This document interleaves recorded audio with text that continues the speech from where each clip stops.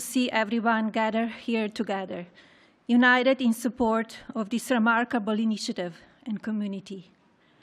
As I stand here and observe the audience, I recognize the vital importance of each one of you to this mission, to our future generations.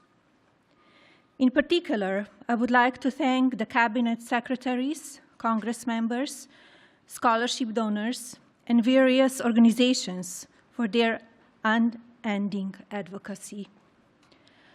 A special thank you to my husband for his enduring commitment to fostering the future. The President has prioritized America's foster care children, and shortly he will sign our Fostering the Future Executive Order. Too many people from foster care community end up homeless, in danger on America's streets. It was 2021 when I developed the idea to establish an impactful platform with an important mission to provide individuals from the foster care community the ability to secure an entry-level job position and, in turn, financial independence. Fostering the Future, a Be Best initiative, provides individuals from the foster care community with technology-based scholarships to attend colleges and universities throughout America. Fostering the Future sets these individuals on their career paths, but more significantly, it equips each scholarship recipient with a fundamental foundation of knowledge that will endure throughout their lifetimes. Permanency for those who embody the fleeting. I applaud the American universities that have joined my mission, institutions like Vanderbilt University, University of Miami, and Villanova University. Following graduation, scholarship recipients from my program are prepared to enter the workforce and ultimately become leading executives. Predictably, they will manage thousands of employees and generate significant value for American communities through job creation, access to healthcare, food security, and other societal benefits. This executive order, Fostering the Future for American Children and Families, gives me tremendous pride. It is both empathetic and strategic. It will certainly be impactful. It aims to establish a comprehensive network connecting federal departments and agencies, private sector businesses, higher learning institutions, and charitable organizations. This will create new educational and employment opportunities countrywide. Our faith-based organizations will continue playing a vital and consequential role. My hope, of course, is that this level of coordinated collaboration will sustain. But today, I call on leadership from these various organizations, including the private sector, to join my effort, rise above the ease of inaction. I predict this small spark today will ignite a profound and lasting nationwide movement. Our united resolve will foster a thriving future filled with compassion and innovation. Together, we will illuminate the pathway for today's foster children to become tomorrow's builders. I think it's very good, especially for someone that speaks 5 languages at least. I think that's pretty amazing. I couldn't do it. I couldn't do it. Yes, well, thank you, Melania. And our country is truly blessed to have this magnificent and very caring First Lady. They love her. Every time I get up and make a speech, they say, "We want our First Lady." I said, "What the hell? I'm not good enough? I'm not." But thank you very much. Great job. And it's great the work you do in so many ways. This afternoon, I'm delighted to sign a historic executive order building on the Fostering the Future initiative to make America's foster care system better, fairer, and more effective than ever before. And it's been effective, but it's moving in a very strong direction. All of this has been made possible by Melania's incredible devotion to America's youth. Spends a lot of time on it and loves it, and along with our great Usha, you spend so much time, and what a combination. First Lady, Second Lady, what a combination. Thank you.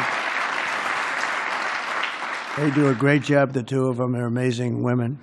I want to thank Vice President J.D. Vance and Usha. Thank you very much. Vice President, stand up, Vice President. And he did a big thing today. He's going to be on television tonight with the legendary Sean Hannity, so everybody has to watch. I'm sure CNN loves this advertisement, but he will be. I heard it was a great interview. And Secretaries Scott Bessent. Scott, thank you very much. An extremely non-controversial Secretary, Robert F. Kennedy, Jr. But he's right. And Scott Turner, thank you very much. Doing a great job at HUD. And thanks as well to Senator John Husted and Representatives Jason Smith, Darren LaHood, Zach Nunn, and David Schweikert. Thank you all for being here. Thank you, fellas. Great group. We're also joined by countless distinguished leaders in the child welfare advocacy, ministry, and charitable foundations, as well as so many wonderful young people who have experienced foster care and used their voices to champion needed reforms. And I want to thank everybody for being here. It's an amazing day at the White House. Thank you very much.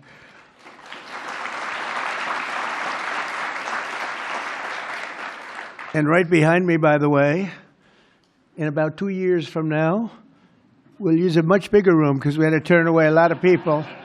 And it'll be right here. This will be the entrance. That's a knockout paddle. It's called a knockout. It looks pretty nice right now, but it's going to look a lot better in a little while. And we're going to go from this room into a room that seats a few more people, and it's going to be beautiful. But I just noticed I happen to be standing here, Peter, and I thought I might as well get you a shot right now. A nice, beautiful shot at the future entrance to something that's really become very popular, the ballroom. They've wanted it for 150 years, and they're getting it, and they're getting the best. It'll be the best anywhere in the world. Each year, more than 15,000 young people age out of the foster care system, and unfortunately, too many struggle to become self-sufficient. The order I will sign in a few moments will provide vital new resources to help young people transition out of the foster care system and live a very happy and a very successful life. Very, very successful. With this order, I'm directing the heads of the key federal departments and agencies to establish a Fostering the Future program in coordination with our wonderful First Lady's office. They're coordinating, and they've already been coordinating for quite some time, and I think I hear it's going really well. You're going to have some, when she gets involved in things, it works, I can tell you that. Under this major new initiative, great American companies and institutions will be signing a pledge to invest in teaching, training, and mentoring America's youth who are transitioning out of the foster care system. This will help provide jobs, education, and personal development opportunities to fantastic young people who truly need and deserve them, and they're going to get them. A terrific example of the impact these programs can have is Eric Alvarez from Omaha, Nebraska, who is with us today. Where's Eric? Where is he? Stand up. Good-looking guy. Good-looking guy. Eric and his siblings were placed in foster care for a year when he was 9. He entered the child welfare system again when he was 15, and today he credits a mentoring and mentorship and work experience program for foster youth with helping him to finish high school and start his adult life. And he did really well in high school, by the way, really a great student, but he starts life on the right foot, right? Wouldn't you say? I mean, I think you better say yes, otherwise I'm in big trouble.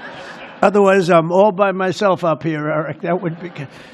I hear you're doing incredibly. Now, after graduating from the University of Nebraska and interning for Congressman Don Bacon, Eric is pursuing a master's degree at the George Washington University, and he is a cadet in the Air Force ROTC who will be commissioned as an officer upon graduation. And Eric, I just want to say, great job. You've really been outstanding, and I think that's probably why you were chosen out of so many people. You've done a fantastic job. Congratulations.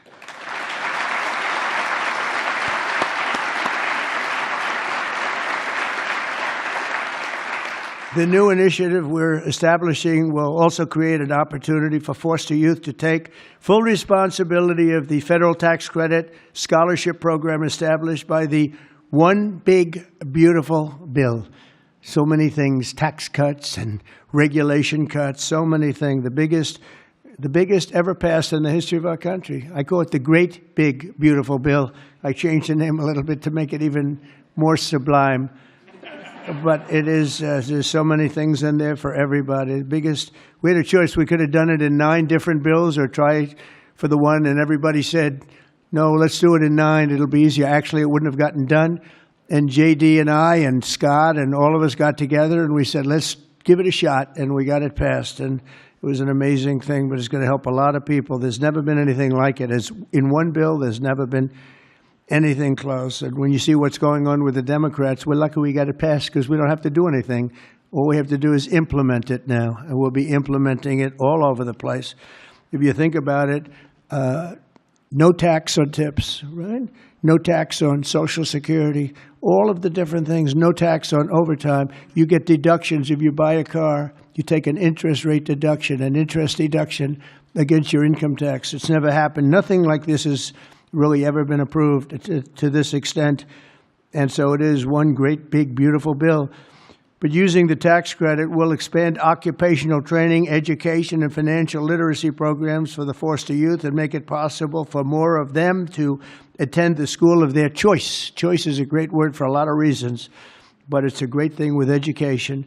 And we'll also create the new Fostering the Future online platform to help young people find the access and really get great housing, very, very important and beautiful housing, health care, and other resources available to foster youth and those transitioning out of foster care. And we think that's going to happen with many, many people, many more than you have right now. Under the Trump administration, we believe that every American child deserves a safe and loving home, and we're determined to support the amazing families who help make that happen. And we have some of those families in the room today, and I just want to thank you all for being in the White House. There is no place like this, and we want to thank you very much for being here. We're great families. Thank you very much. Faith-based, thank you.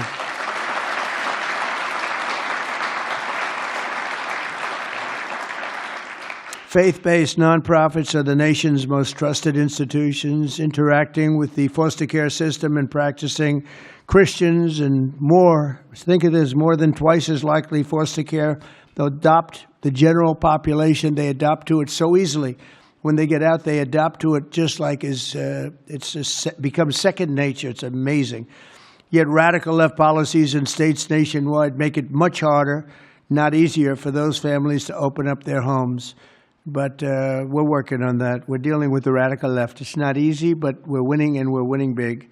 That's why with the order that we're doing today, we're taking the ridiculous woke policies that discriminate against Christians and families of faith.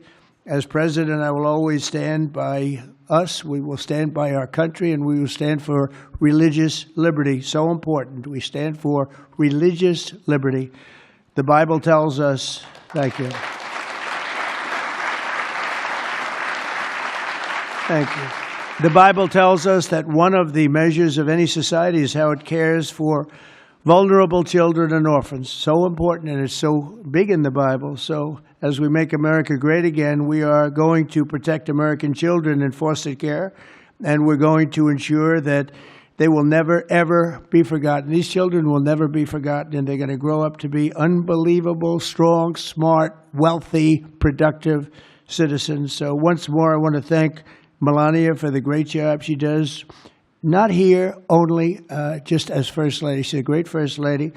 And I want to thank you very much, honey, and the foster families and leaders here today. You're very special people, and we're going to work together, and we're going to have some absolutely incredible results. Thank you all for being here. Thank you very much.